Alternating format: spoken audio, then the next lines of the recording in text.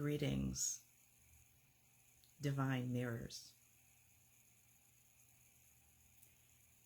Sacred awakening, remembering gods and goddesses, one and all. Welcome to my new endeavor, long envisioned. No clue what form it was going to finally manifest in or as. And here we are, perfectly unprepared and just trusting, showing up, being a vessel, willing to allow Spirit to come through and use me as this voice and space holder for Voices of the Global Awakening, a pilot project launch for a weekly online program that I intend to have happen Tuesdays with TES for the foreseeable future.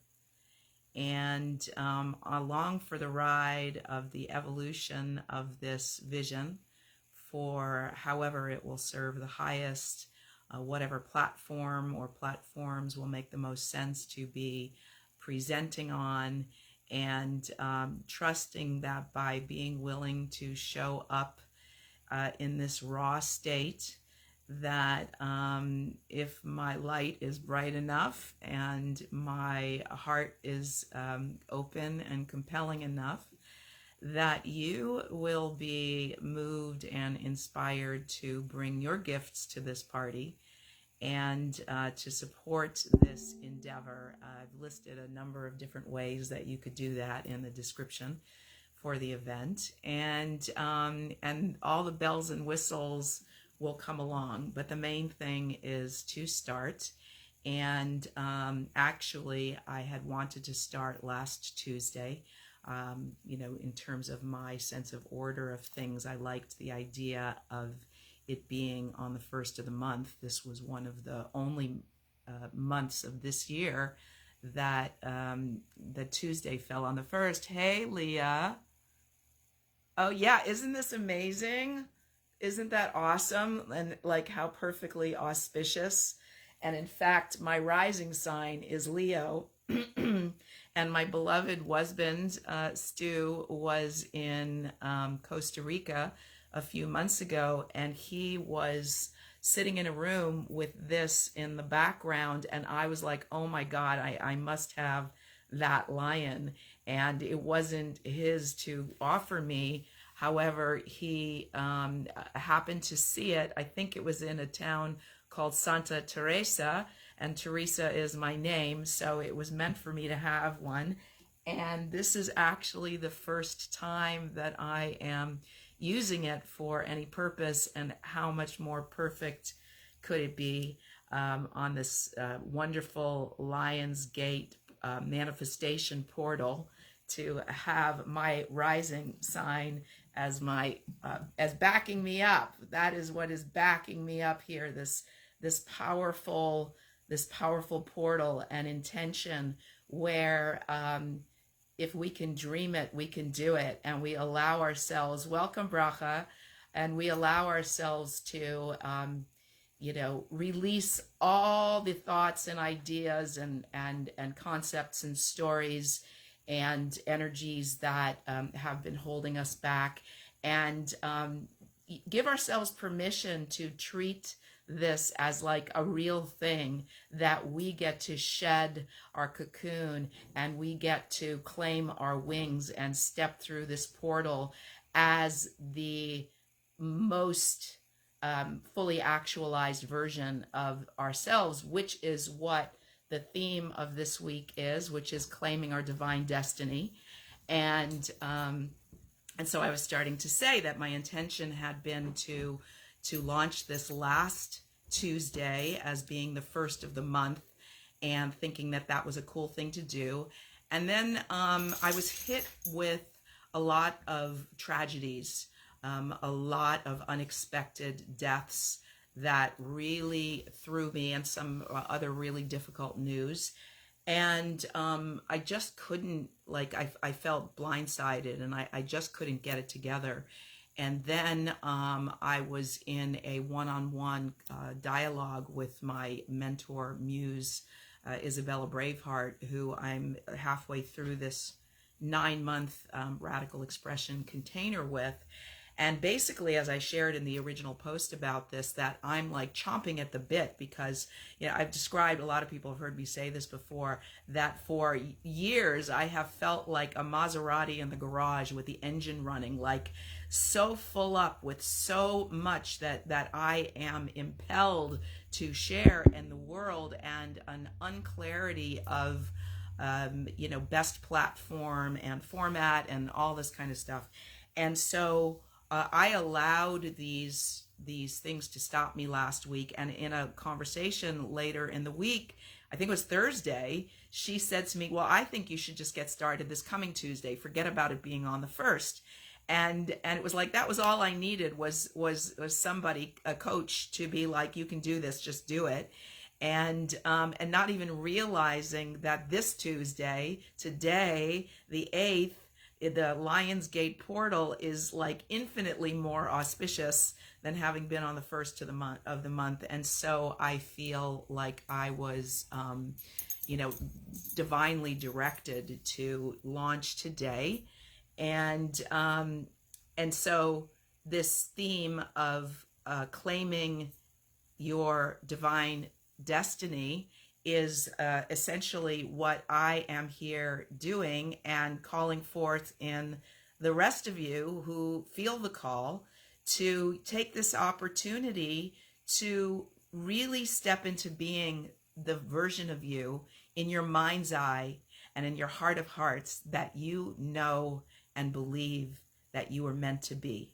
Because this is what this world needs, is the fully actualized versions of all of us.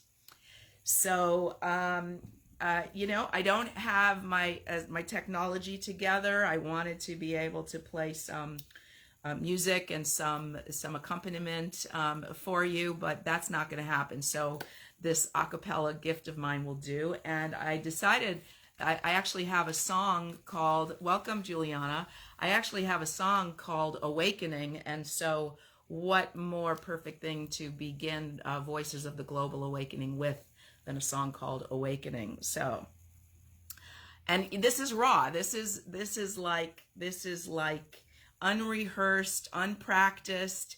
And, you know, one of my favorite things to do is to show the behind the scenes, because it's like we see things in Hollywood and everything is all polished and perfect, and it seems so far away from us. Like, how am I going to get from here to there? Like the grandest version of how we imagine things to be. And so for me, it's like I actually like showing up with my imperfection in order to model it, to give you encouragement that wherever you are, you start just where you are, and wherever that is perfect. And whatever embellishments need to come along the way are going to come through the force of other people's contribution into it.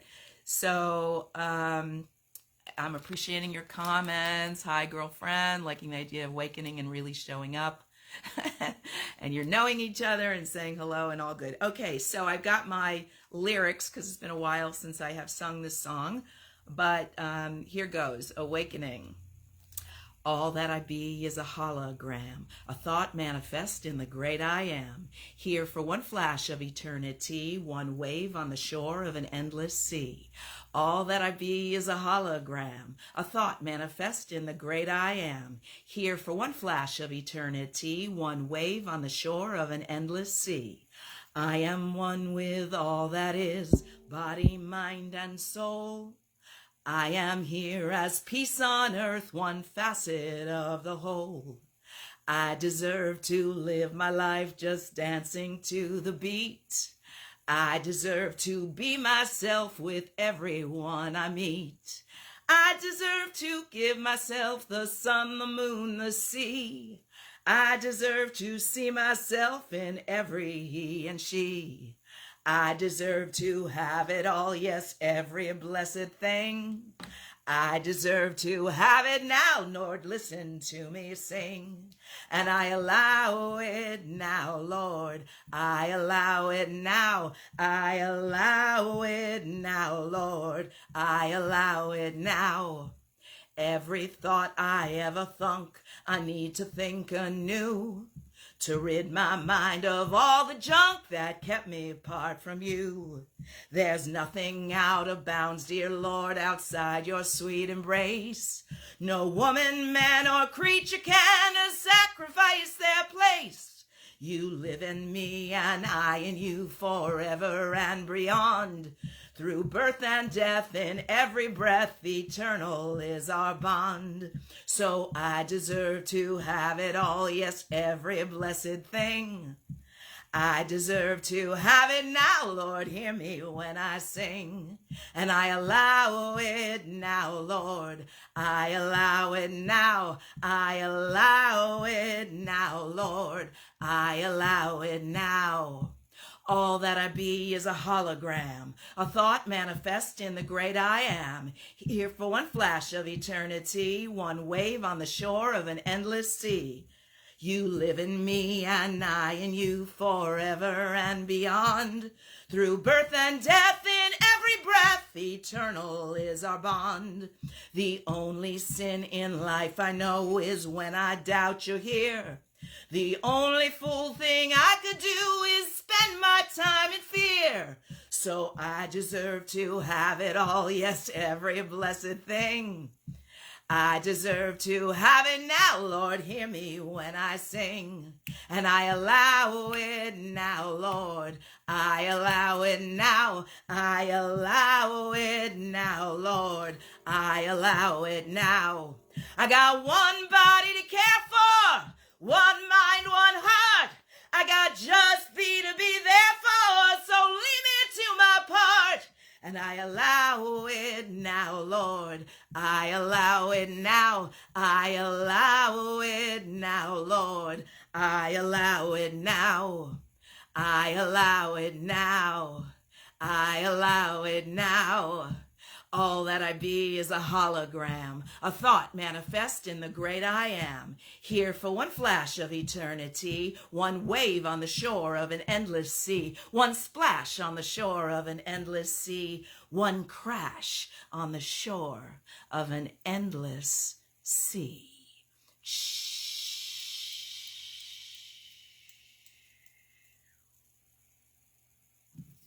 Welcome to Awakening. Welcome to Awakening. We as a collective are waking up, and like the candles whose wicks are lit, we light each other's candle and we support each other in waking up. And we touch the world and we watch it transform right before our eyes, because all the world's a stage. All the men and women merely players, and this is the divine play. And we took ourselves out of this amorphous state of perfection in order to play this game of experiencing contrast. And we've been playing this game for eons, you know, and we've been banging around and we've been getting hurt and we've been forgetting the truth that these are roles that we have taken on, and taking ourselves and taking all of it so seriously. And there's so much pain and there's so much suffering that it's like this game has turned kind of sour.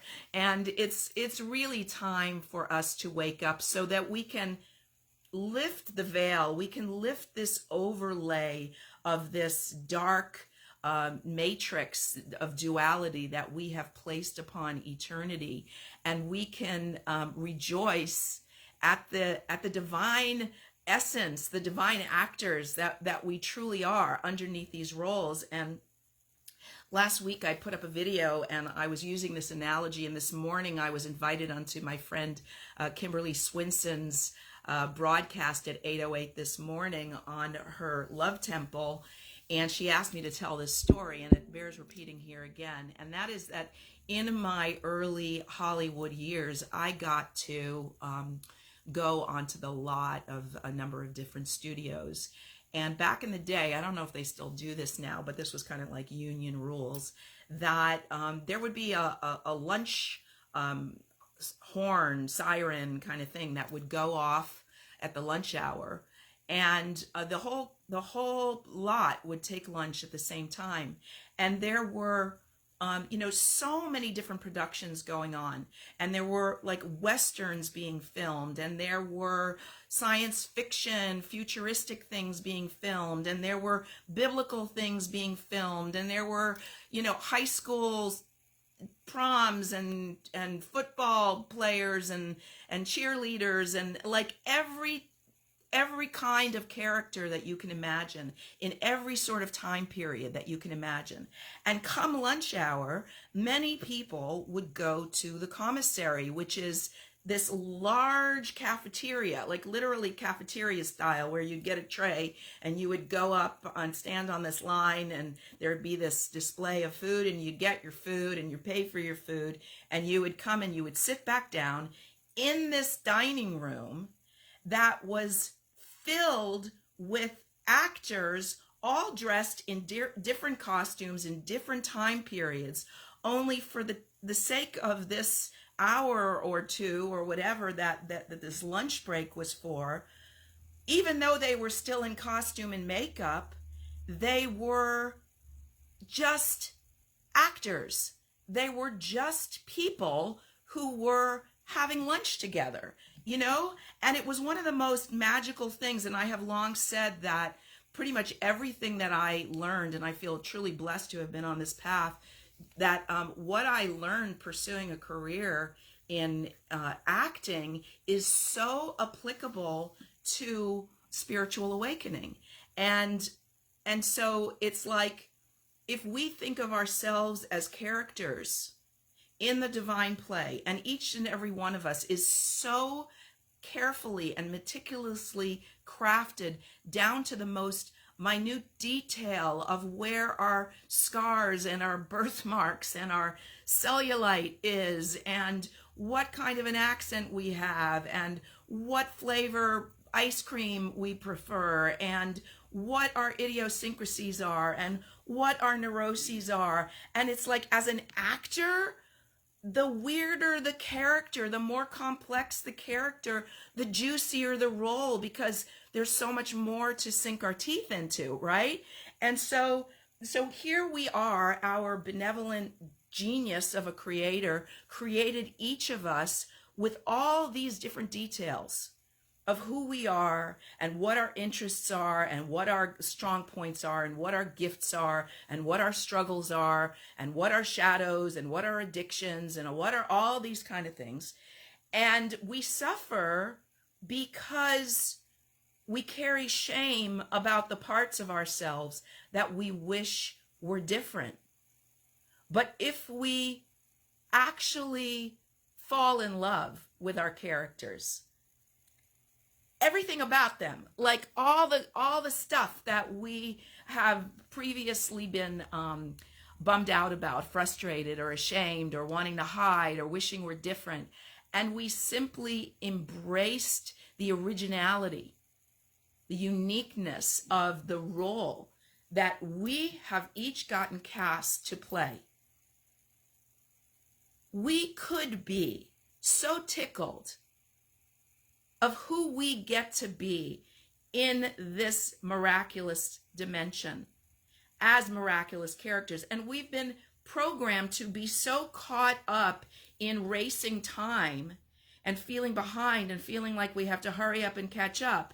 And the truth is that if we just stop, like I want to give a workshop on the art of standing still, like just be still and be in witness, awe and wonder of the miracle of our own being, that we get to be here.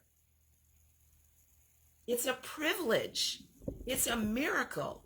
We get to be here in these bodies, in these forms, in these characters, with these circumstances, with these challenges that keep us endlessly busy, endlessly occupied, endlessly striving to expand and to grow and to overcome. I mean, it is ingenious, right? This thing is ingenious. And if we actually give ourselves permission to stand still in the midst of it and allow the awe and the wonder of it all to overtake us, and we move more into grateful witness mode, like, wow,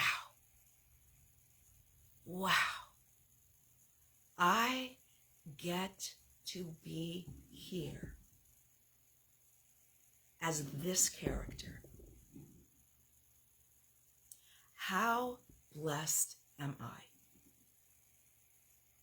How fortunate am I? Not only to get to be here, but to get to notice how awesome every single thing is around me, and every single one, including you. Each and every one of you, even the ones we love to hate. In the commissary on the lot at 20th Century Fox or at Universal Studios or wherever, or Sony Pictures, everyone is equal in the dining room. Whether they're playing a king, whether they're playing a saint, whether they're playing a criminal, whether they're playing a beggar, they are all actors, all equal, all standing on the same sacred earth, on the body of the mother, all breathing the sacred prana life force. There is no difference. There is no separation. There is only the marvel of uniqueness. And our challenge is that we, like you hear about and you read about, the actors that get so caught up in their role that they lose it, right? Is that we have over-identified with the characters that we have been cast to play, and we have believed that we are them and they are us. And if we, thank you, Leah, if we can create a little bit of space, a little bit of separation, which is kind of where our spiritual sanity exists, or spiritual logic. And again, I give thanks for my journey and my, exploration of acting and getting my degree in theater and pursuing a career in stage, film, and television in New York and in Hollywood. It's like it has given me a perspective and metaphors to be able to apply that I find to be incredibly useful and valuable, because the best actor in the world, no matter how talented they are and how committed they are to embodying their character, there is always, if they're healthy and sane, a portion of their awareness that knows they're not really that character. They're really playing that character. So that when they go home at night after, they call it for the day, and they go home, they come back into being who they are when they're not immersed in those circumstances. And certainly for there to be good drama, there has to be contrast, there has to be conflict, there has to be tension, there has to be an edge, right? So our brilliant creator has created all these different storylines, and all these different characters, so that our creator can get to immerse itself, his, her, it, they, however we want to refer to that unknowable force, in order to get to experience all the range of human foibles and ecstasies. That could be the name of my biography, Foibles and Ecstasies. Woo!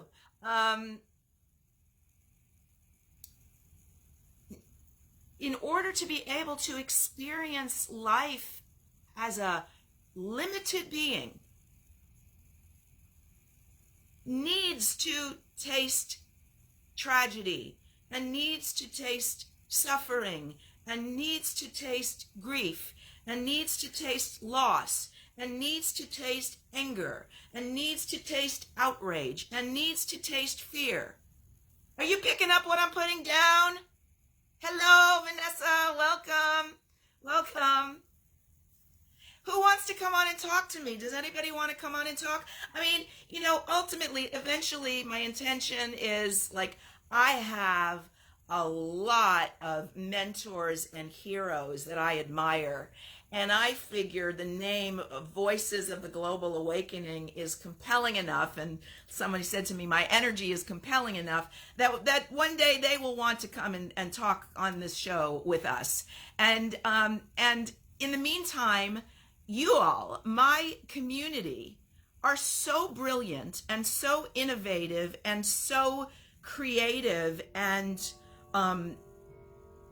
conscious in all the different ways that you are, and have so much to offer, that I think that we can keep this going endlessly without, like, the big names and the celebrities and the luminaries in our vision, because again, we are all the same divine consciousness that is just showing up and playing our parts, and we're opening our mouths, and we're being these vessels, and this consciousness is coming through us.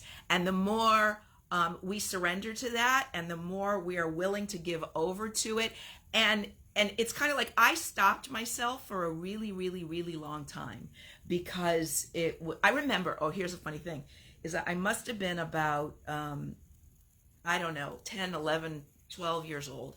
And I was in Miami airport with my parents, and our flight was delayed like hours and hours.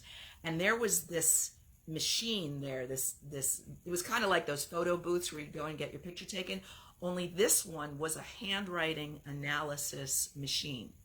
And so I did this thing, I wrote my signature, and it came back, and the assessment, which was like horrifying for me, was big ego, low self-esteem, because my T in TES is big, and then the rest of it was kind of small. And it was in kind of perfect penmanship, because back at the day, it was like, remember when we'd have to put one hand on the paper with the lines, and we would write in that. My handwriting at that time completely matched the samples that were over the blackboard in Mrs. Thompson's class in the second grade. But anyway, so I get this assessment, big ego, low self-esteem. So clearly working on my self-esteem has been a lifelong project, and I've been sort of kind of paranoid and insecure about my ego. Like, am I coming from my ego? Am I humble enough? Like, who am I to be this big and do this thing and all this stuff? But when you get that it's not you, it is source using you, and this is what you're here for, then all the fear and the shyness and the self-consciousness go away, because it's like, okay, Lord, I'm a willing vessel, and I'm just going to stand here, and I'm going to feel my feet on the earth, And I am going to feel my connection to the body of the mother, the mater, the material plane, Mother God. And I'm going to feel that constant flow of prana, life force energy coming through me. And that is what is animating me. That is what is keeping me here. It is not food. It is not money. The only thing about money is that it says in God we trust. And that's the only message takeaway that means anything to me. And so it's like, okay, I am just going to be here. And this is why I was able to step into this today and auspiciously on the Lion's Portal and go, okay, I am not prepared. And this is not perfect, but it's not about me. What? It's not about me. It's about me being used as a vessel for Source to get these messages out. Okay? So it's like I'm here and I'm excited to have this awareness and have these realizations. And I love you all. And I want more and more and more and more and more people to play with. Okay? I want to lift the veil so that nobody is in fear and nobody is suffering and everybody is celebrating the miracle of their own being, of the character that they were created to play with so much love and intention. I mean, if you think about a sculptor and you think about them taking this marble and the meticulousness and the love and the reverence and the honor with which they carve that sculpture into a form, a replica, a likeness of a human being. And that our Creator has done that with each and every one of us. Then no longer is there anything to be ashamed of. No longer is there anything to be embarrassed by or insecure about or wanting to hide. It's like bring it all. It's all part of the package. The same Creator that created your face and your eyes and your voice and your hands and everything also created your shadow. Also created your struggles, your addictions, your infidelities, your whatever it is that you have felt obliged to hide and be more in the shadow and make yourself smaller because you think there's something wrong with you. But there's nothing wrong with you. You are just a profoundly interesting character. Hello, Tess Kempner. Hello, Michael Spence. Welcome. Hello, Beth. Hello, Kathleen. Hello, Cheryl. Who have I missed? Let me slide back here. Kristen, and Joyce. Yay for all, and Fifi. Welcome, everybody. Anybody want to come on here with me? Anybody want to talk? Let's see. Let me look at my list of, I made a loose outline of the kind of things that I want to cover here today. And vision. Okay, so the vision. And anytime anybody wants to come on, if you're inspired, just do whatever you have to do at your end to inform me that you want to come in, and I'll bring you on, okay? Anyway, so the vision, Voices of the Global Awakening, Tuesdays with Tess. I am intending to do this from now into however long. This is I have been in big resistance to the clock and the calendar, okay, for my whole life, because I have seen it as a man-made contrivance that is a valuable tool, but it has become the thing that has been holding us hostage. And it has felt more freeing to me to stand in the eternal present and to not buy into any of the stories that are perpetuated as a self-fulfilling outcome of decay and decline and ultimate death. I reject all of it, okay? And I say, oh, Leah wants to come in, so let's bring Leah. Let's bring Leah in. I accept. add. Okay. Um, okay, so she's going to come in, but in the meantime, so Hi. Oh my God, it worked. hi, yay, it worked. Oh, Okay, okay, wait, let me finish this thought, and then I want to hear you. So the thing is that so I've been unwilling to buy into those things. Yet at the same time, I recognize the clock and the calendar as being useful tools in order to create coordinates in time and space for us to be able to agree to meet with each other. And you know, I'm a word alchemist. I love words. I think that there's magic in them, and so I am as mindful as I can possibly be about the words that I choose. That we cast spells and we pass sentences and we speak things into existence. And so this like play on words, Tuesdays with Tess, has been with me for a very, very long time. And I'll go back later and I'll talk about where Voices with the Global Awakening came from. Um, so committing to once a week, Tuesdays with Tess, as a place to start, because I have like ideas for programming all the way around the week, and I am trusting that as my like energy builds and I get energy back from you, and I'm in, you know, it's like as that starts to course through me, that I will find my footing, because one of the things I've been afraid of is overcommitting myself and getting burnt out, you know.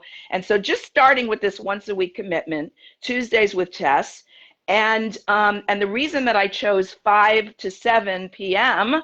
is because my birthday is May 27th. It's 5/27. So it's 5 to 7, right? So it's like all this like stuff that's magical for me. It may not mean anything to anybody else, but for me, it like it supports me. So it's like committing to Tuesdays from 5 to 7 p.m. I can do this anywhere I am on the planet. I'm on my phone right now, and I can, you know, keep this up regardless of whatever platform. And for me to make a commitment of something that I'm willing to stay with is a huge deal. So you know, it's kind of like, however, I had no idea how many people are going to show up. I have no idea how many people are going to show up next week and if it's going to keep going.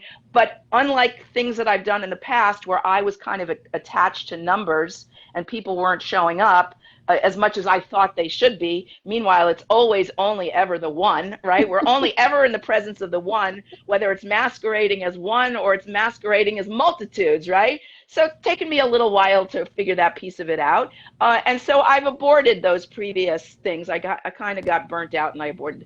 But this one, and I'm saying this out loud for all y'all to hear, to hold me accountable, I'm not giving this one up. This one I'm going to stay with and see where it, and go for the ride and see where it takes me.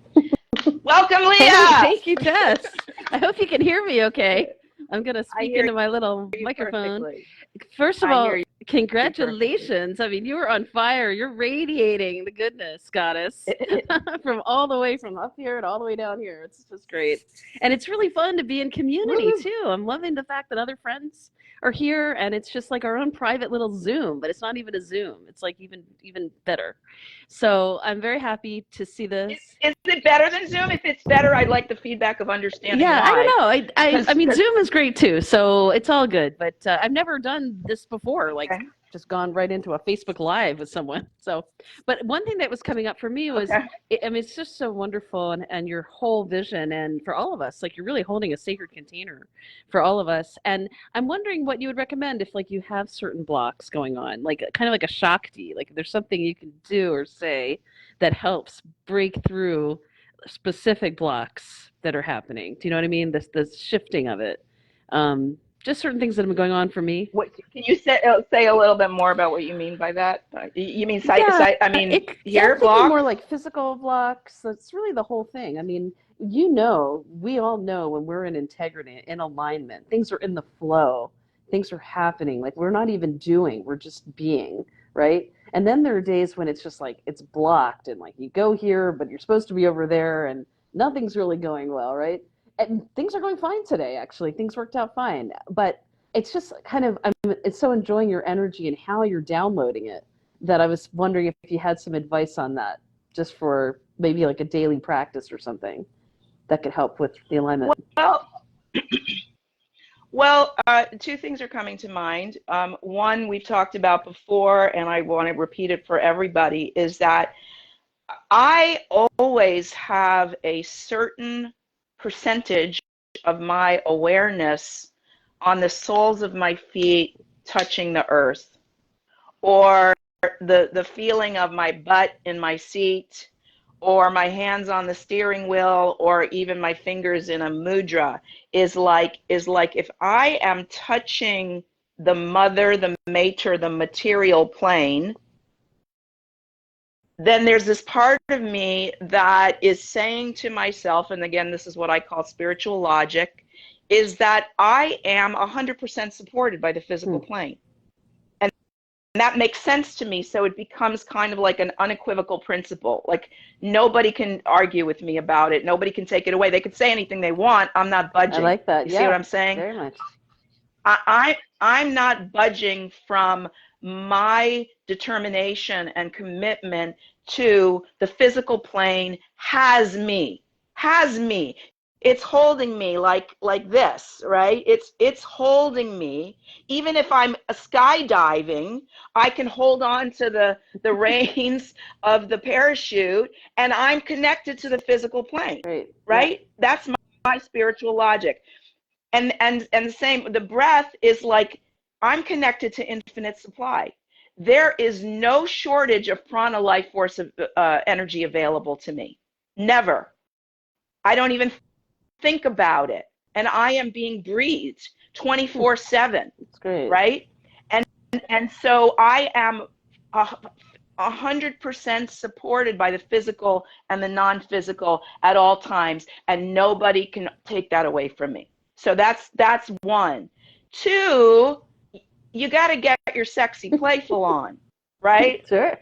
So that means like giving yourself an opportunity to like close your eyes to connect into your womb, which is where your creation is coming from, right? And feel and allow a certain portion of your awareness to be connected to your womb and your spine, which is holding you up and keeping you erect, and allowing there to be like a sexy looseness and flexibility in it, so that you are not like a soldier in this world, like shouldering all the responsibilities, but you are actually divine Shakti goddess being, dancing through this dimension, dancing. So there's pleasure. Like, we have to stay connected to our pleasure, because if we're not connected to our pleasure, then we're suffering. Then it's like, what is the point of this whole thing? I mean,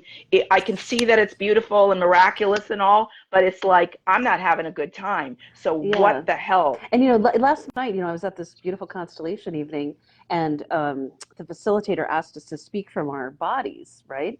And what part was I not giving enough love to, or enough compassion? And the womb really came right up. It was like, pay attention to me, Wow. Okay. That, and also like the gut, the colon, the biome, both places. But the womb was really speaking to me yesterday. So it's really funny you're bringing that up today. So it's all in good flow. Well, again, it's like, who am I being, right? Who am I being? That's a question that I ask myself all the time. And if I am being one who remembers how blessed I am to get to exist. Yeah. I get to exist. It is such a divine privilege, right? And so if I get to exist, I get to fall in love with my character. I get to fall in love with my character's circumstances. Yep, I guess I'll have to do that. Right, you get Yeah, I do. it? You get it? It's like, wow, I get to be this person having these challenges. Right. Wow. It's like a novel, really. It's like a movie half the time, It is. It is. And the thing is that when you bring yourself to that kind of an awareness, you kind of stop time. You stop time. And you're in suspended animation in the eternal present. And it's like, okay, all there is for me to actually do right here and right now is calm myself down, Right. come into alignment, find my inner peace and my gratitude, and from that place, it's like, okay, so now I'm the divine witness, and now I'm practicing patience, and now I have curiosity, and I'm waiting for God, spirit, whatever you want to call it, to show me what's next. Yeah. Because it's not for me to know. It's not for me to know because this is a mystery, right? I This is a always mystery. say that. I say that It's too. It's in the unfolded. not knowing where the magic really happens. So if you can keep in Yeah. that, you know. I mean, if we knew, it would be really boring. If it was Yeah. all predictable, it would be really, really, really boring. And so we set it up this way to be surprised, to be amazed, to be blown away. Like the fact that, I don't know if you saw this, but yesterday, Stu spoke to Tom Jones. Wow, that's amazing. You know what I mean? Like, who could have predicted that he would get to talk to Tom Jones? Good You for know what you, I'm saying? Stu. You know, that's just like out of the blue that happened, right? So it's like life is mystical and it's magical, and we can't predict what's going to happen. We don't know, but if we trust that the source that carved out our unique character with so much meticulous precision, Yeah. down to the minutest detail, is taking us on a journey. It's our beloved. Right. It's our beloved that's taking us on a journey. So it's like, okay, I'm not going to rush. I'm not going to push. I'm not going to stress because it doesn't feel good to me. I would rather be in my feminine. I would rather be in my feminine and be more graceful and gracious and relax and allow. Yeah, in the yin, as opposed to the yang. In the Yeah. yin, right. I said the only way out is yin. The only way out. Okay, we got to make a T-shirt out of that. That's great. Well, I need all kinds of support, Leah. I'm All in. kinds. Well, I don't want to take too much bandwidth because I want hopefully other people to get to participate. It's super easy, everybody. There's this thing on the lower left, and it looks like a little person, and you just click on that and says, "Hey, do you want to join the live chat?" So I hope other people will join in. And thank you so much, Tess. You're just a delight. You are a delight on this planet Earth, and we are so lucky to have you walking amongst us. Say yes to Tess. Say I'm yes saying to yes to Tess. I get to be me, and you Exactly. get to be you. Wow, Say we're yes so to Leah. blessed. It's like, yay, I'm here. Say yes to Leah. Yes, Leah. Yay. Say yes to Leah. All right. Absolutely. All right, lots Yay. of love. Okay, I'm gonna thanks go for and showing up. exit. Bye-bye. Okay. Change to viewer. Okay, what happens now? Remove, yes. Okay, we're back here.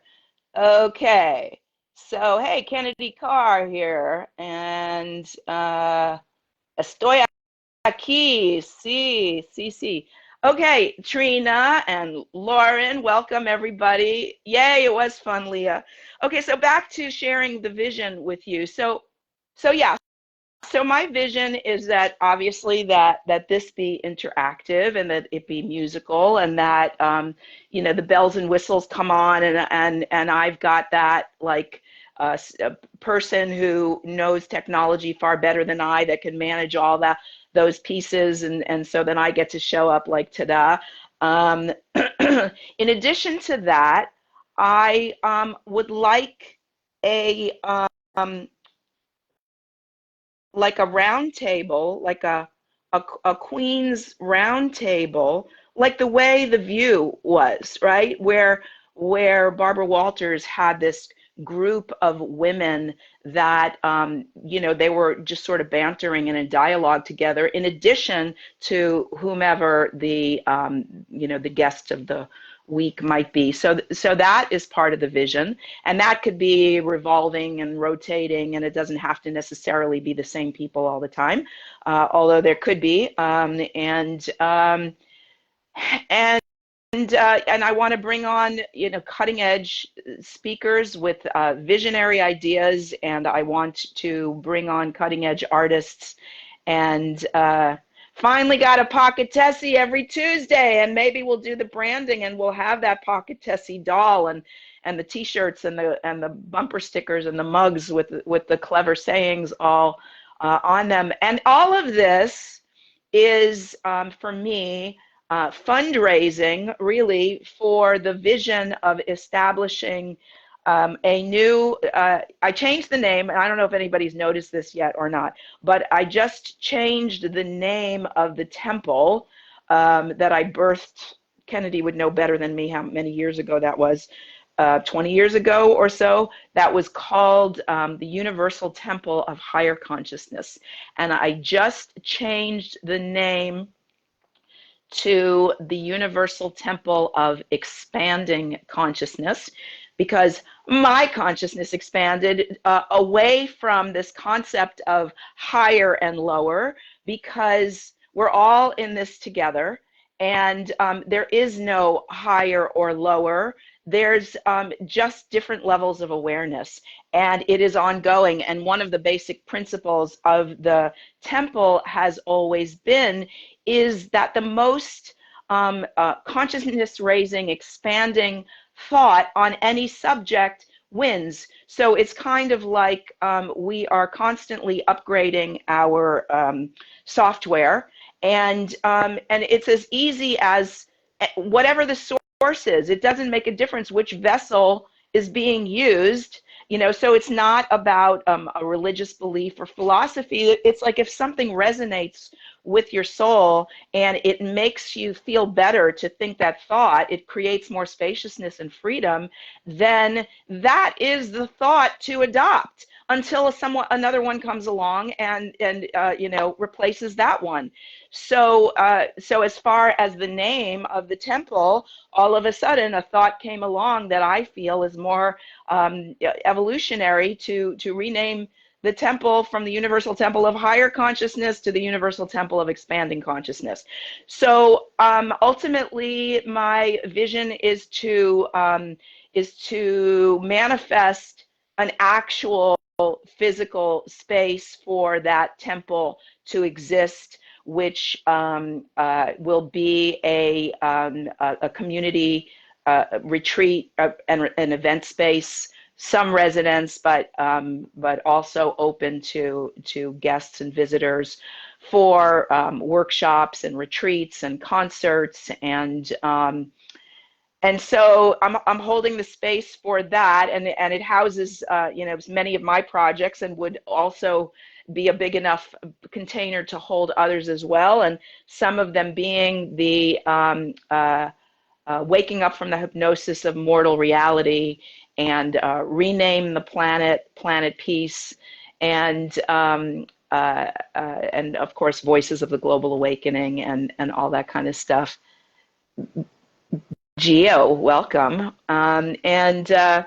So anyway, so it's an evolving vision, but that's kind of where I'm starting. And there's all kinds of roles that are needing to be fulfilled. What are you saying? For anyone wanting to interact and go live with TES, take a look at the lower left where there's a little person icon. Just click on that and we'll ask you if you want to go live. Thank you so much for doing that, Leah. What she said, and what I just repeated, and if you look at the description of what I posted for this video before I went live, I've posted many different ways that you can interact. You can reach out to me with a private message of what sort of role you can imagine yourself playing or filling in this unfolding. And there's all sorts of different groups that I have here on Facebook that you can join. And oh, I didn't put my Spotify link for you all to get my music. Leah, I don't know if you're up for going to Spotify and finding a link to my music and adding it here. I would be very grateful if you do that. Or Kennedy, one of you, somebody do that.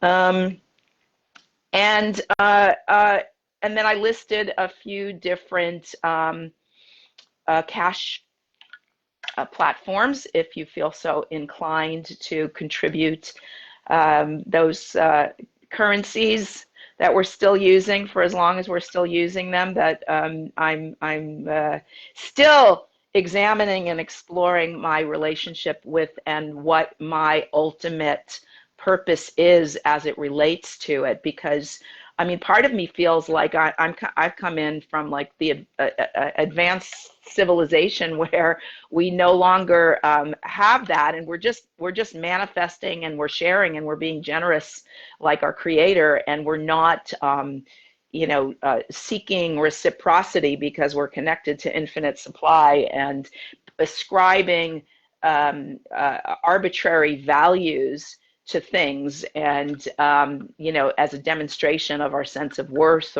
or whatever it is, because it's like there are $5 haircuts, and there are $500 haircuts, and there are $5 bottles of wine, and there are $5,000 bottles of wine. You know what I mean? So it's like there's a lot of stories and a lot of hypnosis that we have bought into, and maybe I'm part of the team that makes all that go away.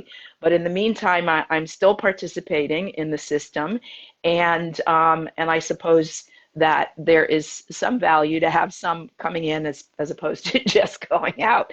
So anyway, let's see.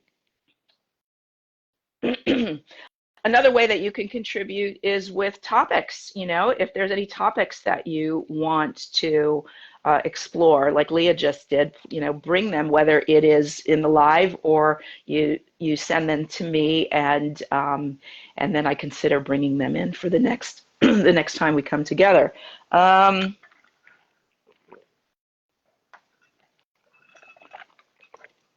So is there anyone who would like to come on with me at this point?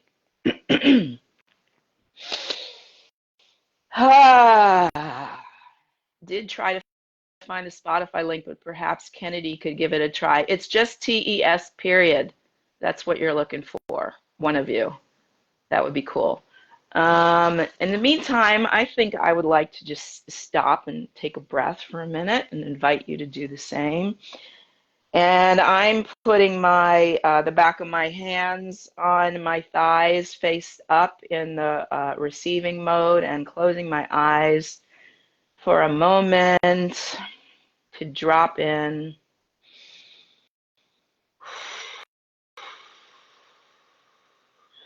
Deep breath in through the nose and exhale out through the mouth.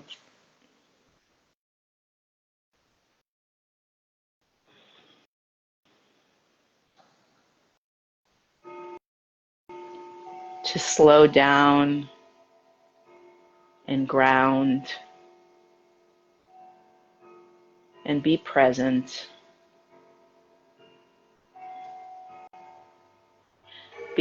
Because I feel ultimately the greatest gift that we have to share with one another is our presence.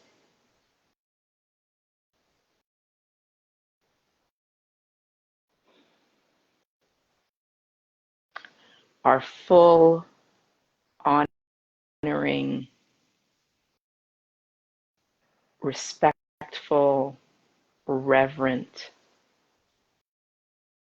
silent acknowledgement of the recognition that we are always in the presence of the divine.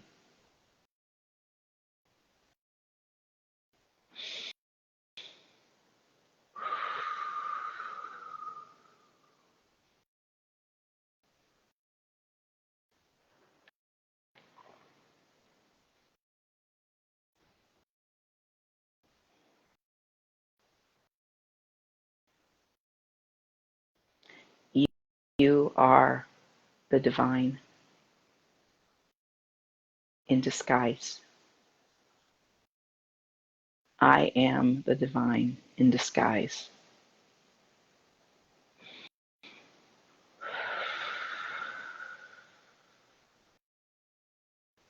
Every creature, every animate and inanimate form that exists in this dimension is the divine.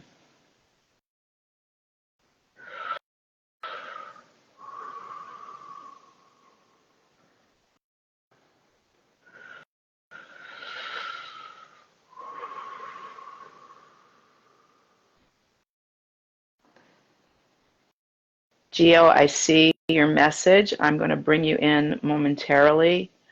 I am just feeling called, based on what I'm speaking of, to share a song. Hi, Stu. You just missed that. Well, you didn't just miss. I did that song to open with. The Beloved.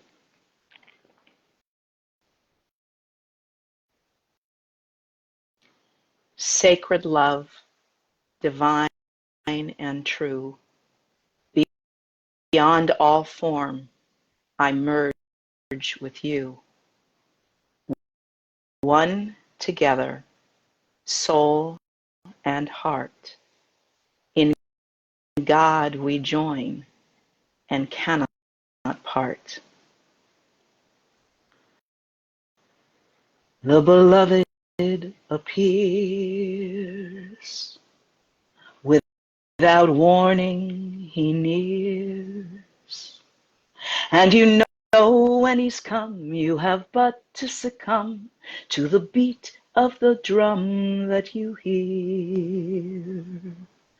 The Beloved is warm, gentle port in a storm. She will lead you to grace, beyond time, beyond space, to a place past illusion of form. Grateful for today, I say, thank you for this gift. Blessed is our destiny and the sands that shift. I wanna be with you for the rest of my life tonight. I wanna dream with you and hold you so very tight. When I look in your eyes, the stars in the skies align. Hidden within us lies a key in the grand design. The Beloved is real. In her presence we heal. Though his mask may deceive, if you dare to receive, please believe you can trust what you feel. The Beloved is here. Give up worry and fear. Let your heart be your guide, with your arms open wide. Find me living inside you, my dear. The Beloved arises in so many disguises. Dread not our goodbyes, for again we will rise. I wanna be with you for the rest of my life tonight. I wanna dream with you and hold you so very tight. Promise me nothing but to love me forever now. And through eternity, I'll find you again somehow. I wanna be with you for the rest of my life tonight. I wanna dream with you and hold you so very tight. This present moment is the jewel we have come to share. And when a new day dawns, Beloved will still be there.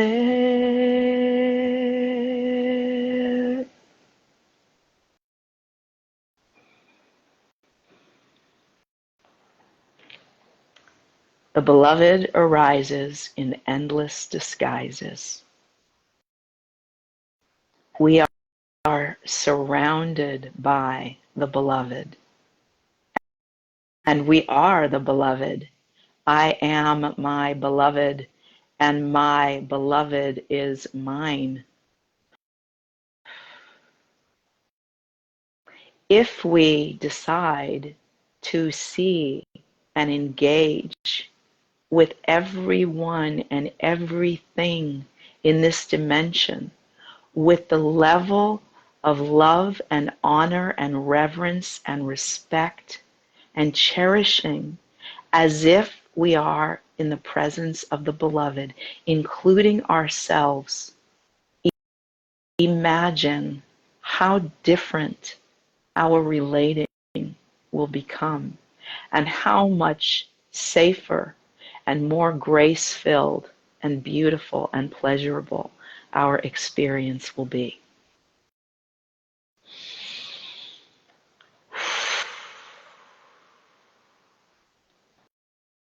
So now I will bring Geo in the form of the beloved into this discussion.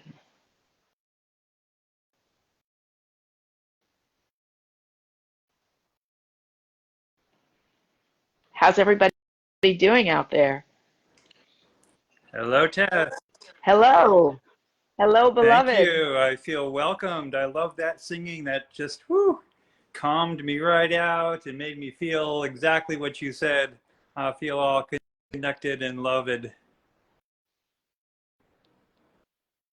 I, What a perfect way to yeah, bring you in, huh? I have to. I've got to raise and praise you too for your willingness to, to tackle the technology and everything. Everybody would not be as brave as you are, and you're jumping on into it. You don't know what you're doing, but you're doing it. Yes.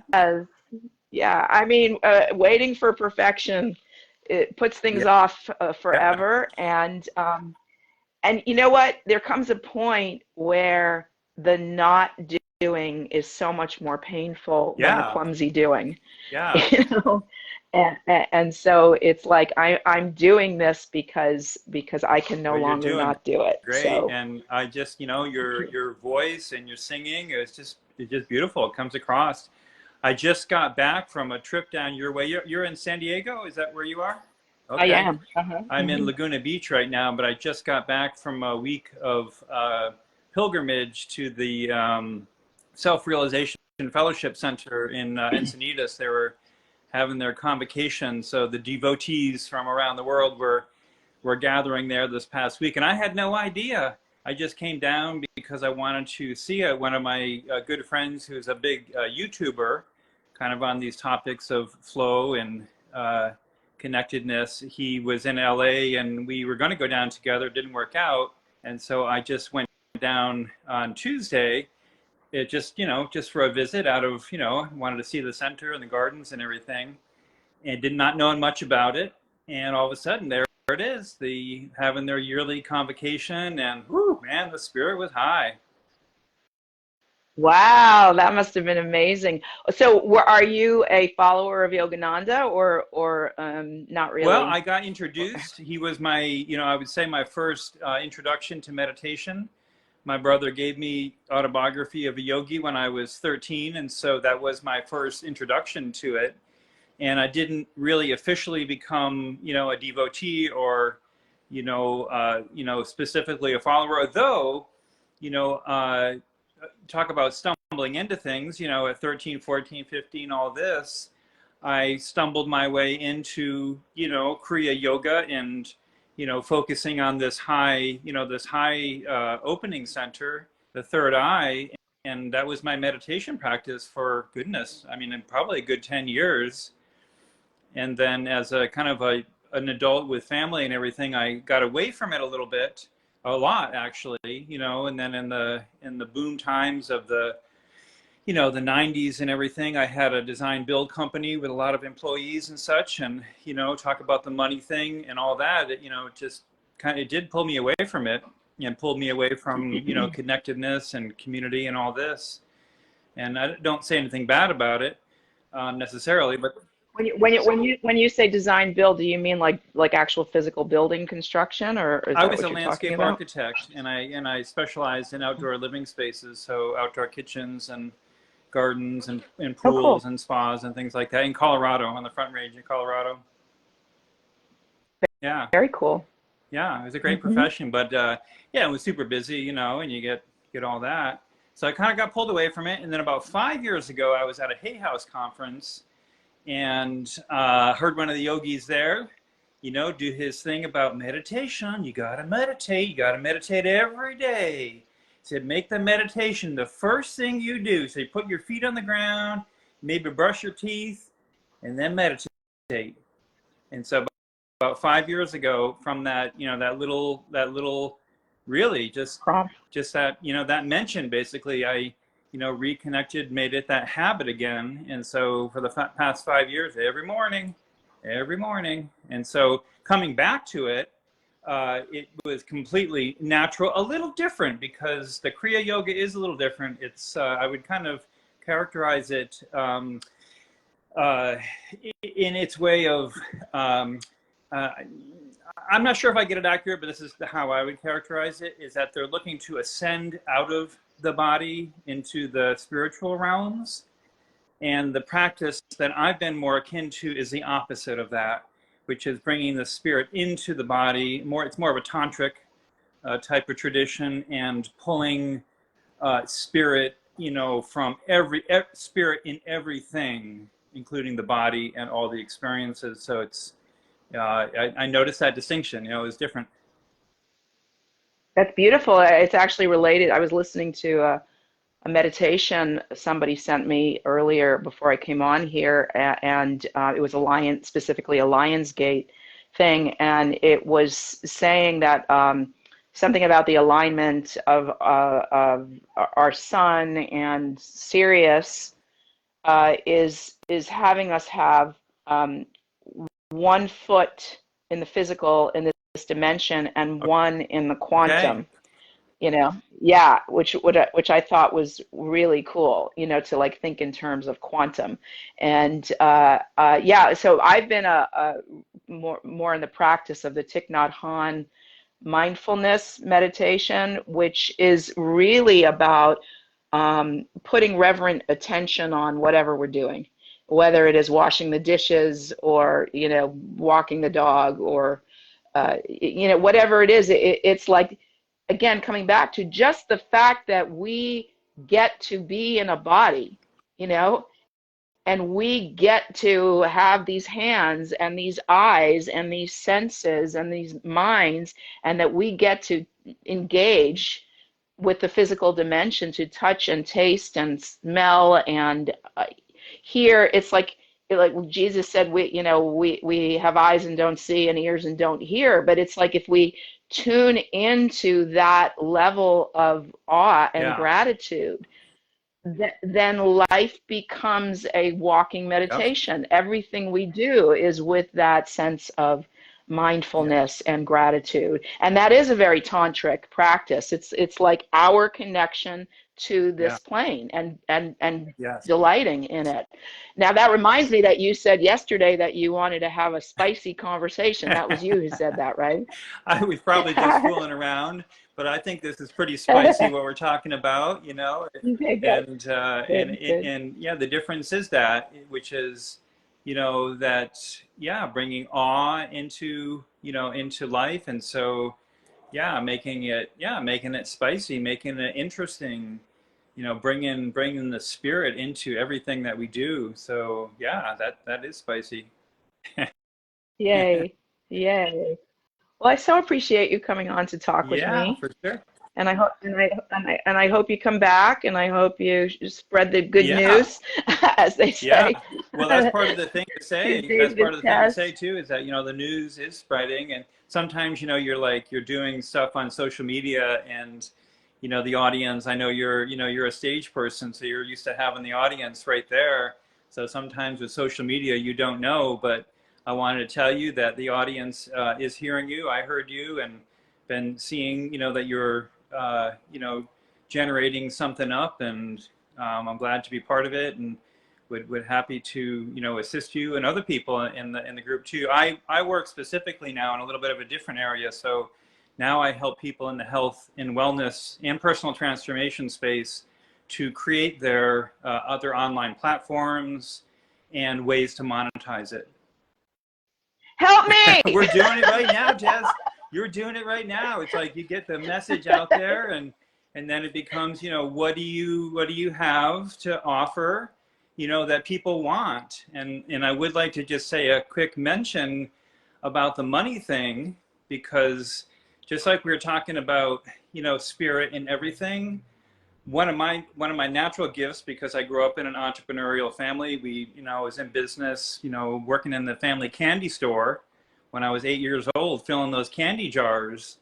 So to me, work and business and making money has always been fun. Oh, great. That's so great. When you said that, it reminded me of like one of my first spiritual teachers told the story that his bedroom, like his family owned a general Okay. store, and his bedroom was behind the wall where the cash register Yeah. was.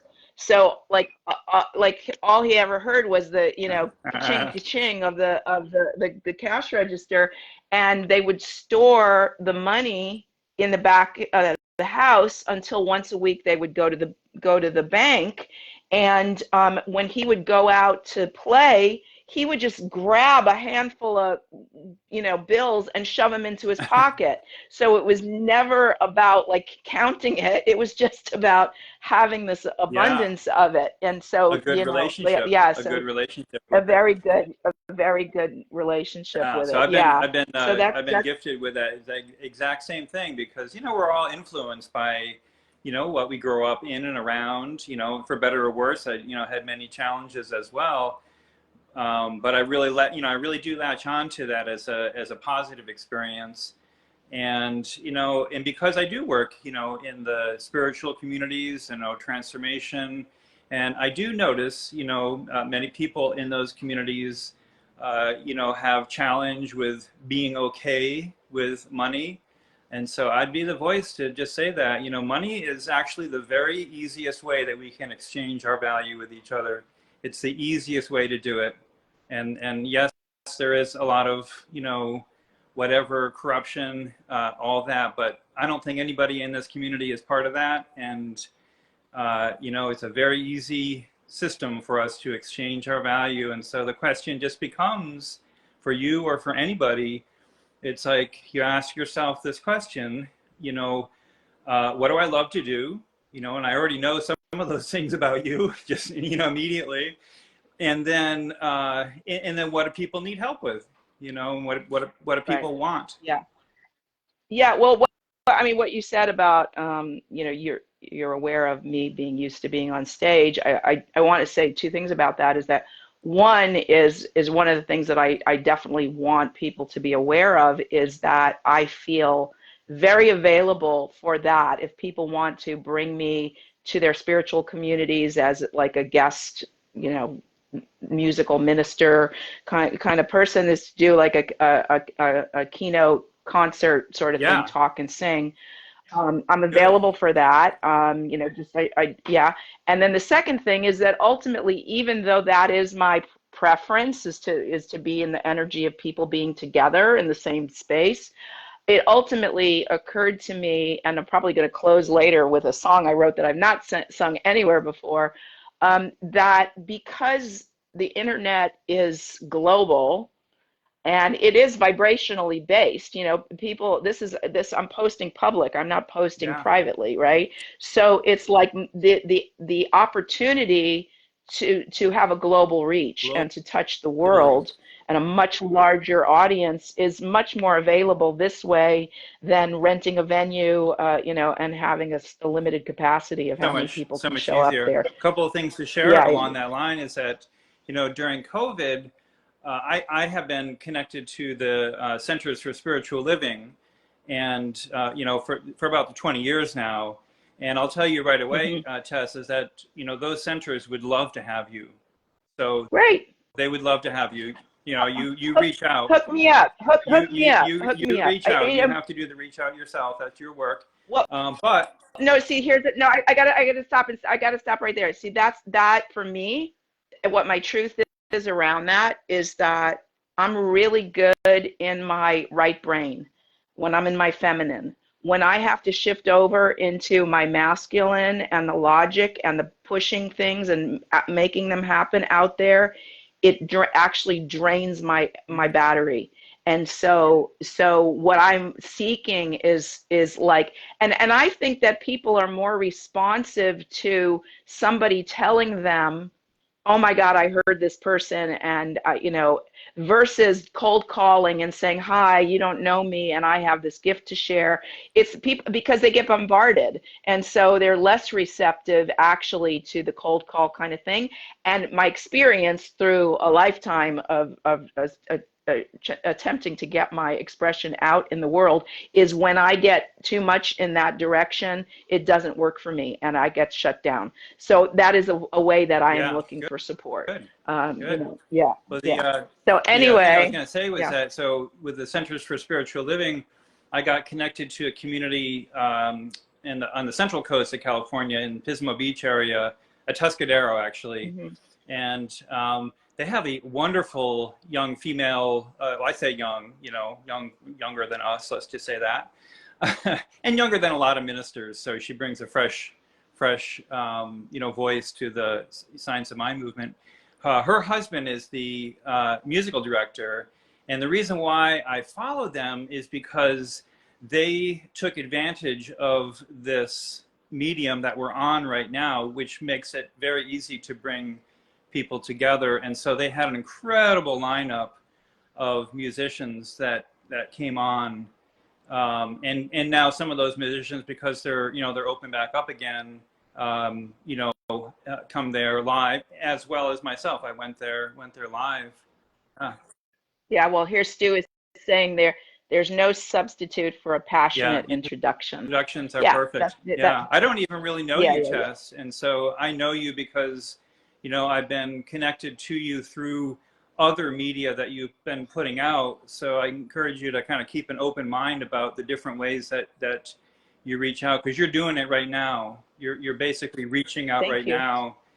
And yeah, so, and the last thing I'll leave you with in terms of the abundance thing, I have this wonderful book here, which you probably see it in reverse, called The Radiant Sutras. Yeah, I'm aware of that book. Lauren Roach, he's been my meditation teacher along with his wife Camille, and they're based in Malibu. And just talk about the abundance money thing. Man, they have the most beautiful meditation teacher training that I was part of for a while. 200 of us from all over the world. Wow. And because it's online, they shipped it all online. They don't have to rent venues and such anymore. They were able to cut the price down to a third of what it was. So it was $2,000 per person for the first level of the meditation teacher training, which is a very low price. 200 of us in that program. Do the math. That's $500,000. And they work for about an hour and a half, you know, putting that time, you know, that program on. So abundance is there. Have an open mind, everybody who's listening, and definitely reach out and connect to me if you want to, you know, get specific into that, because this is what I do. I help people to take their expertise and monetize it, turn it into a stream of income, primarily using virtual tools like we're doing right now. So that's what I do. Feel free to reach out to me, and be happy to connect with you. Thank you so much. Okay. Change to viewer, remove. Okay, wowie kazowie. Wowie kazowie, you just never know. And Malka has joined us. Welcome. And Helene, wow, how awesome. So if you hadn't noticed already, here is my homage to the Lion's Gate and my own Leo rising, which is basically what is happening right now. And I just feel really blessed and excited and inspired. Leah, what are you saying? I was just going to ask, what's the best way to reach him? Through Facebook, I suppose. Thanks for that lovely talk. Well, you see his name, and he's got an interesting spelling of Gieo, Gieo, I should have asked him how to pronounce it. It's French. Anyway, if you scroll back, you will see his name, and you can private message him. Okay, so anyone else want to come on and talk? I feel so grateful, you know. I was instructed to do a tight hour, but because of my attachment to this 527 number, I wanted to hold the space for 2 hours. Baracha, you are so full of beautiful light. I am your mirror, divine sister. What you see in me, you are. You are. And I am here just calling that forth. I'm a permissionary. That is one of my roles. I am a permissionary, and I am here to encourage and give you permission to step into your grandest expression and fall in love with your own divine character. And when you fall in love with yourself, then you have love to share with everyone else. If you're not loving yourself, you have nothing to give anybody, you know? And it's a big thing because most of us have been so wounded in this lifetime, but it's not a curse. When you figure it out, it's not a curse. It is simply the it's kind of like Mission Impossible. You know, your mission, should you choose to accept it, is to come to Earth as this character with these circumstances that cause you to feel abused and traumatized and taken advantage of, and figure it out. Figure it out. What a blessing every single bit of it is. Oh, Nylan is here. Welcome. Happy to have you. And I'm, you know, throughout, anytime anybody wants to raise your virtual hand, so to speak, and come on and have a dialogue with me, I welcome you. And because this is not about me, this is about we. And oh, and eventually one of the things, I'll just give you a little sneak preview, is that once we get this ball rolling and I get my energy lined up and I'm feeling like, okay, I can juggle this ball and maybe I'll be ready to juggle another ball, I am going to add a Wednesday thing called the Wednesday, the Wednesday Evening Wisdom Exchange, and maybe once a month we'll do it as a women's empowerment, another we, but most of the time it will be open to all genders, and it will just be about tapping the group wisdom and sitting in a kind of a round table. Maybe that will be in a Zoom room. That would probably make more sense. Geo is, oh, okay, you've connected with each other. Very, very good. So what else? What else? Let me take a look at my list. So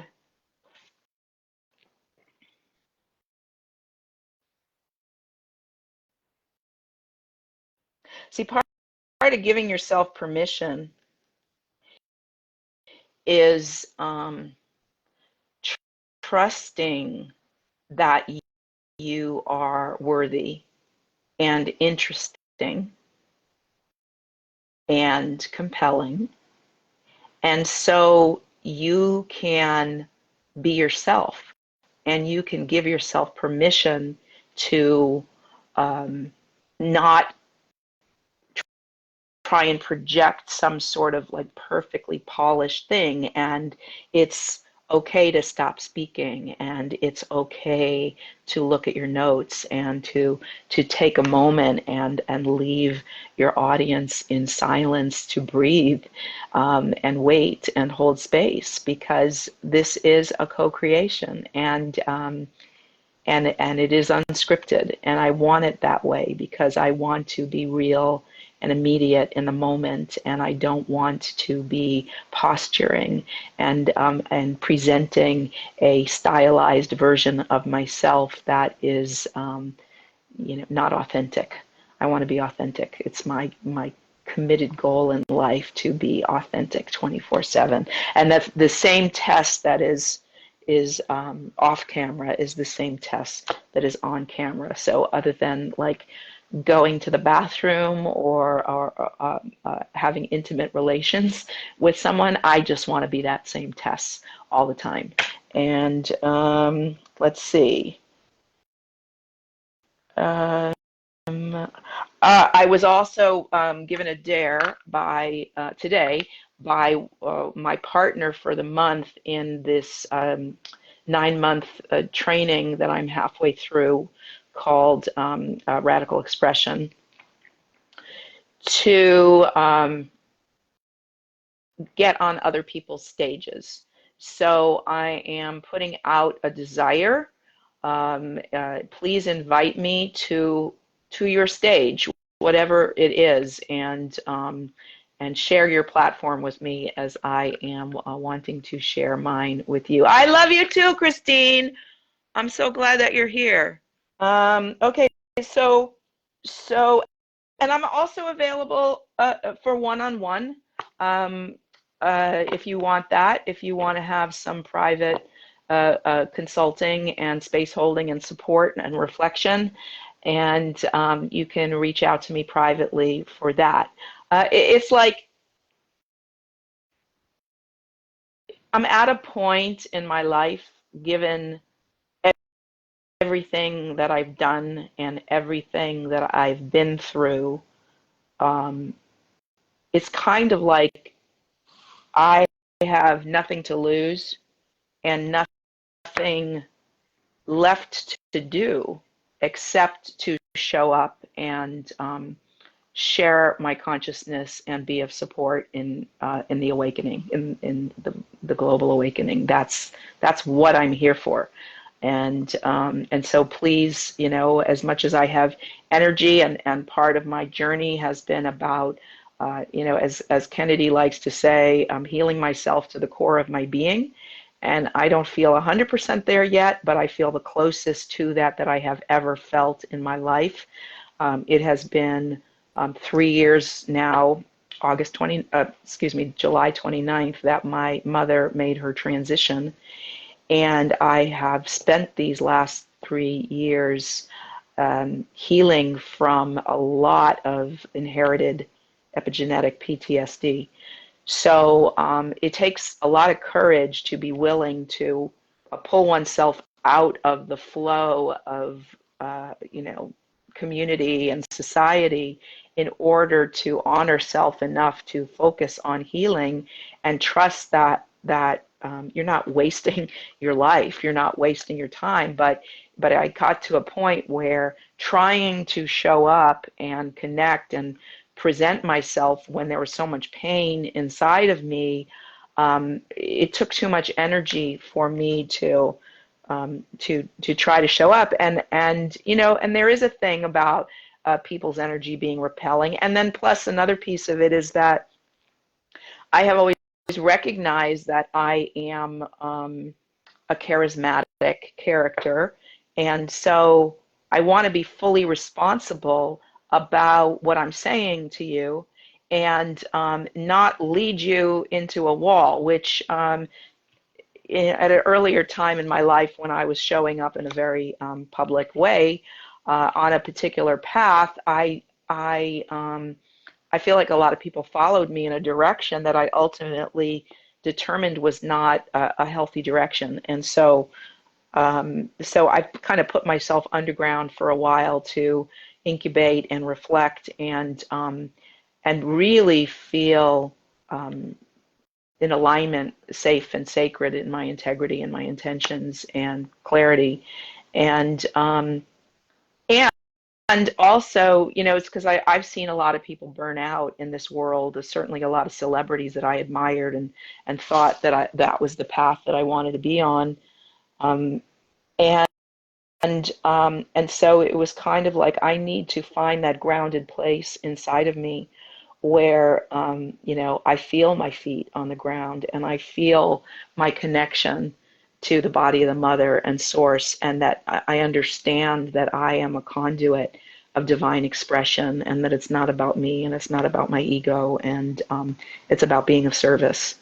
And I feel like I'm there. I'm finally there, and I'm really grateful for it. And I just prayed to God to keep me youthful and vital and healthy and still passionate in order to fulfill my divine purpose. And so going full circle back around to the theme that I chose for today, which is claiming your divine destiny. And by me showing up here today, that it with my Leo rising on the Lionsgate manifestation portal, that is what I am doing, and that is what I am inviting you into. Beth, wait, let me move back. I will make an introduction to the Central Coast Center for Spiritual Living musical director. They will love you, Tess. Thank you so much. And oh, I slid away. Bracha, yay. Thank you, Gio. Beth, you have come so far since I met you. Big hugs. Thank you.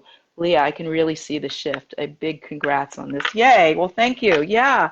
You know, it was like it's like there's no more mustard seed of doubt. It's like, as I said, I have nothing to lose and everything to gain in being willing to show up.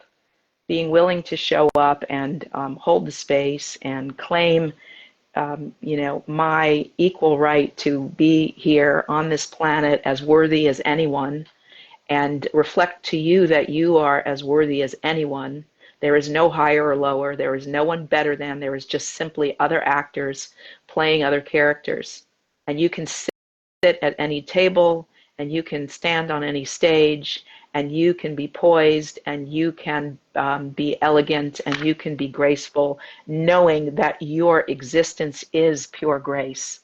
And so you can be in your heart, and you can be gratitude, and then it's like, okay, there's no shyness, there's no self-consciousness, there's no who am I to. All of that goes away. It's really powerful, and you still have a lot of humility and humbleness, because you don't know how you're here. You don't know how you got to be here. No matter how much science we study, we will never know how we got to be here. You know, and so rather than cursing being here, bless being here, embrace being here, realize how fortunate. I have a theory that if we don't want to be here and we curse this dimension and we curse our lives and we complain and we criticize, then our creator will find a way to remove us because we're not happy. So, okay, you don't want to be here, I'll take you out. Whether it is, through some sort of an accident or through some sort of an illness, we will be taken out. But I believe up until our last breath, if we choose to, we can actually turn it around. If we can arrive at a point of connection to the actual miracle that our existence is, and we shift into a place of pure appreciation for the blessing of getting to be here, I think that we can stay here indefinitely, and that this actually is heaven on earth, with this overlay of this kind of purgatory-like matrix on top of it. But we can use the matrix, as I said, to our advantage for setting coordinates in time and space to connect with one another, but we don't have to be beholden to it. And that is the biblical quote of being in it and not of it. Yeah, we're in this dimension, we're interacting in these physical forms, and if we bring that mindfulness that Gio and I were talking about into it, so that everything that we realize that our eyes are sacred, our eyesight is sacred, and that everything that we get to put our precious focus of attention on is sacred. Everything that we hear is sacred. Everything that we smell and touch and taste is sacred. And we are approaching all of it with this level of awe and gratitude and wonder as of a child, right? Be back in the garden, to be as a child again. That is what all those biblical quotes are pointing to. And if we do that and we're actually happy and blessed, I think we can restore our health, and I think that we can remain here as long as we choose to be happy.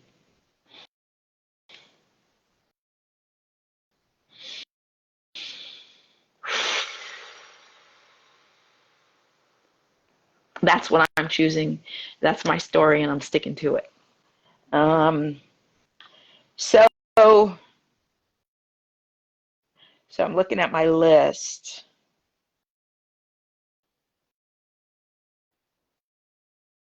I don't really want to review anything that I already covered for people that arrived late.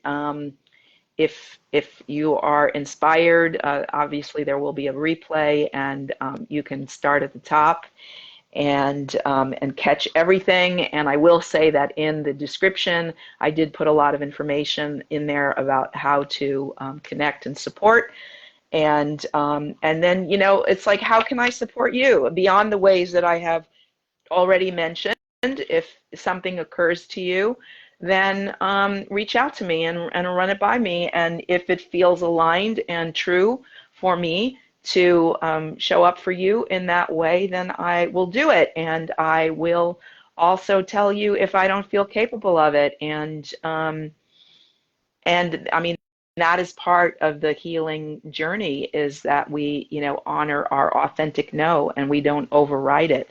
And that our no is actually a sacred gift that we're giving to one another, because as they say, if I can't trust your no, then I can't trust your yes.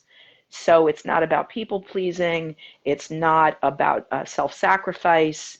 And it is about honoring ourselves and each other, and putting that proverbial oxygen mask on ourselves first. And so, as I said, I watched a lot of people that I admired get burnt out, and my commitment has been to find my ground and be grounded and be stable, and only add things into my schedule that I genuinely feel like I can show up for that commitment. Because the last thing that I want to do is overextend myself and burn myself out.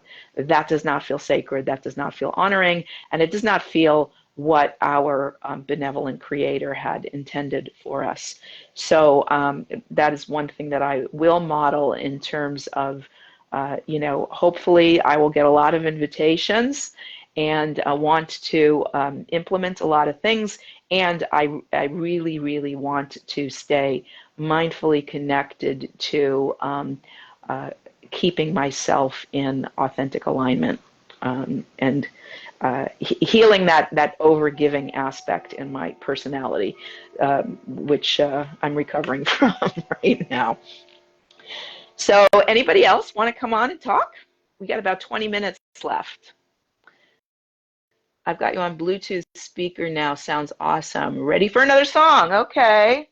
I can offer you another song. I put a little list together of what I might sing here.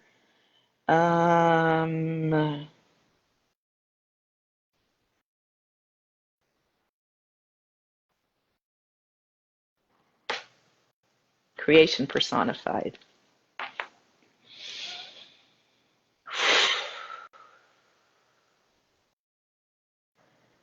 Step inside your mind. Seek and ye shall find all the treasures you've been dreaming of. Gently turn to me. I will set you free. Melt your troubles in the warmth of love. Everything you've ever longed for, you already own. I am so much nearer than your nearest telephone. Just be still and you will hear me. You are not alone.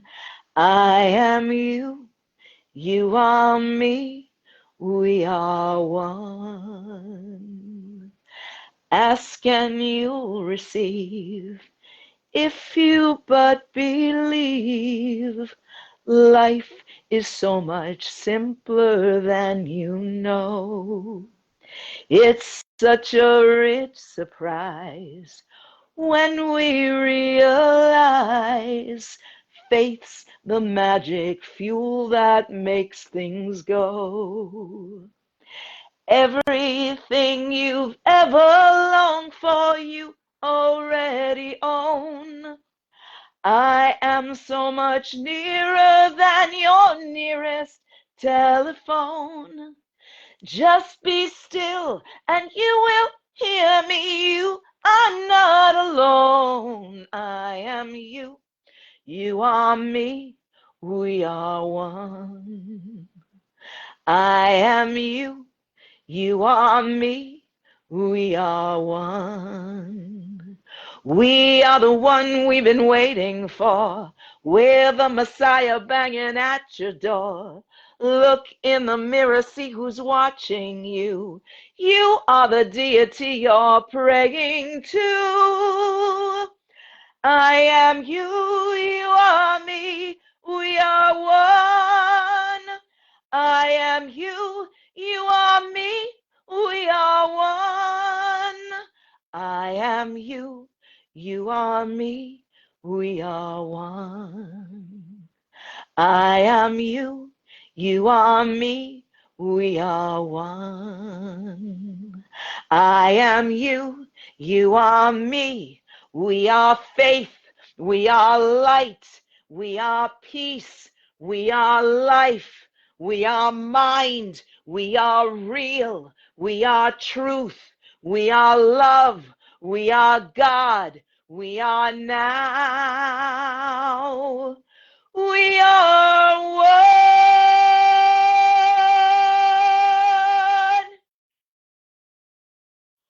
Oh.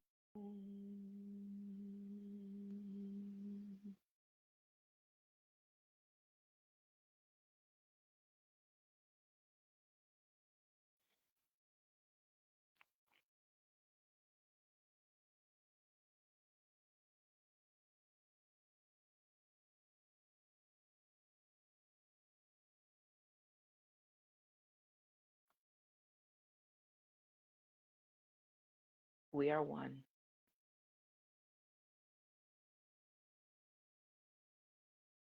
One consciousness masquerading as multitudes. Astonishing, beyond comprehension. Such a marvel.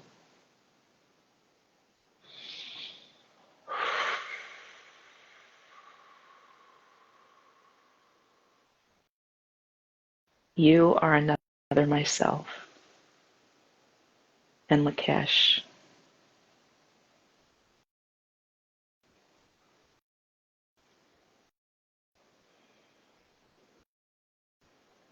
And if we choose to decide to know that as truth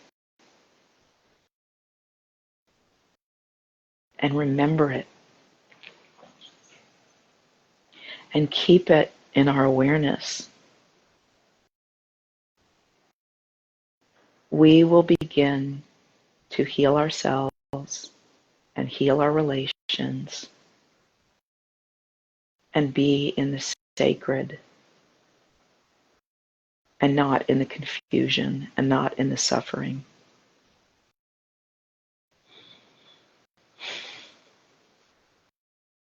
So we can be anywhere and we can be fearless because everyone is another you and another me.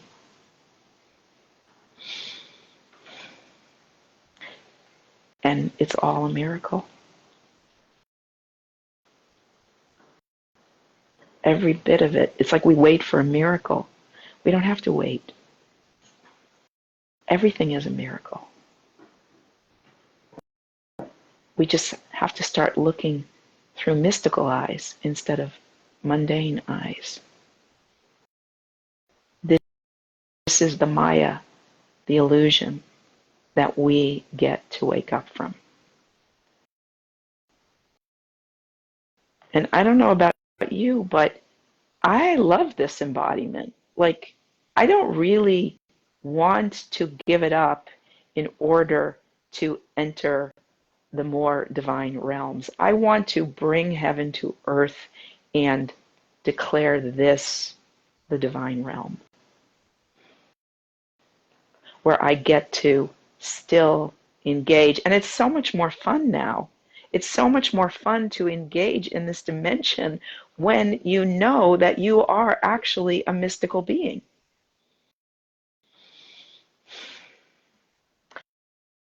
I'm happy with the messages that are coming in. I'm happy that this is what you need to hear, and that I am the vessel being chosen to deliver these messages to you right now.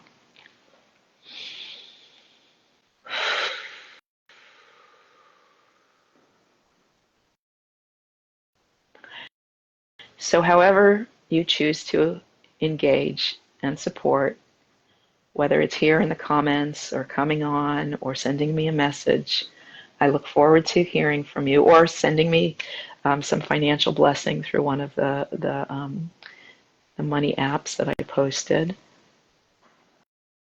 You wish everyone could hear it. Well, share it, sister. Share it. You can share it anywhere you want. I mean, it's public, so it can go anywhere. And I should even be able to upload it to my YouTube channel, which I just created a new one yesterday, actually called the TES channel, since I'm channeling, and channel play on words. So I'm calling it the TES channel, and this will be the first video that I post there. And what else? What else? So I will be back next Tuesday, same time. And thank you, Beth. And every Tuesday thereafter. And sometimes, who knows, like maybe if I'm invited somewhere and I'm traveling, I'll be doing it live from a particular venue, and maybe there'll actually be other people around. And so as far as the environment and the setting and all that kind of stuff, all that can change. But as long as I am healthy and conscious, my intention is to be here. And you can let me know, is 2 hours cool? Do you think it needs to be shorter than this? I will take your input into consideration, regardless of what I end up doing. Oh, I was going to tell you how the name Voices of the Global Awakening came about. So a number of years ago, I was blessed with an invitation to sing a song I wrote called Peace in the Middle East for 6,000 Israeli and Palestinian women in Jerusalem on my birthday. And it was very auspicious, and I was given 3 days or 4 days notice to get my passport and get my airline ticket and get a single made of the song, a CD of Peace in the Middle East, and some sort of a promotional material. And I was with my my husband and our traveling companion at the time, and we had just come back from several months in Mexico. And we were sitting in front of a printing place in Los Angeles, and who would do, like, promotional actors cards, and for an extra money you could get it done in 24 hours. And we were about half hour away from the deadline, and we were trying to figure out what sort of a caption we should use, like who is Tess? What is this about? And my friend said, no, or somebody said, I don't know if it was my husband or myself, um, the the voice of global awakening. And I said, a voice of global awakening, because I'm not the only one. And my friend said, no, you have to stand in your I am power and declare that for yourself. And so I declared myself the voice of global awakening, although I felt, again, I was like in that, who am I to be doing that, a place in my evolution. And then some years later, when I started collaborating with Kennedy, who I don't even know if he's still here or not, but he kind of stole my name from me and produced a show that I emceed at the World Beat Center called Voices of the Global Awakening, and invited all these really cool, gifted artists to share their gifts there, and so that experience was profound, and that title has always stayed with me. It has seemed like a compelling thing. So that is how this is being birthed. I'm kind of a title artist. I have so many cool names of so many cool things, more than I could ever do in this lifetime. But this one, given the times that we're in, and given like how many jewels are out here who are wanting to contribute to shifting consciousness on the planet, it's just seeming like the thing that there is to do. So, okay, we're almost out of time, and what I want to close with, what do we have? What do we have now? We have 5 minutes left. So I'm gonna complete with this song, which I have never sung out loud in front of people before, except I think Christine may have heard me. I had gone to a songwriters symposium, and this man named Clay Drayton was the guest speaker, and he proceeded to take like a half a dozen Grammys out of the satchel that he had and put it on the podium, and basically his ministry, literally his ministry, is to go around and ignite songwriters to say that you have a gift and you have a mission, and you are here to touch the world with your songs and your messages. Hey, Mark, welcome to the last 5 minutes of my show. I'm about to sing a song that I have never sung in public before. It's very theatrical. It really belongs on a Broadway stage. And it was inspired by a talk by the Grammy-winning Motown songwriter Clay Drayton, who I met at the San Diego Songwriters Meetup in March of 2018. And his message to songwriters is that you are here to touch the world. And I basically synthesized much of what he said, and I wrote this song. Okay, touch the world. Whether you can or whether you can't, you're right. It's up to you to bring your dreams to life. No matter what the story before, it's never too late to run to the door. Glory is waiting for you to start. Go touch the world. Share what's in your heart. You've got a message burning in you. You've lost your way, you know that it's true.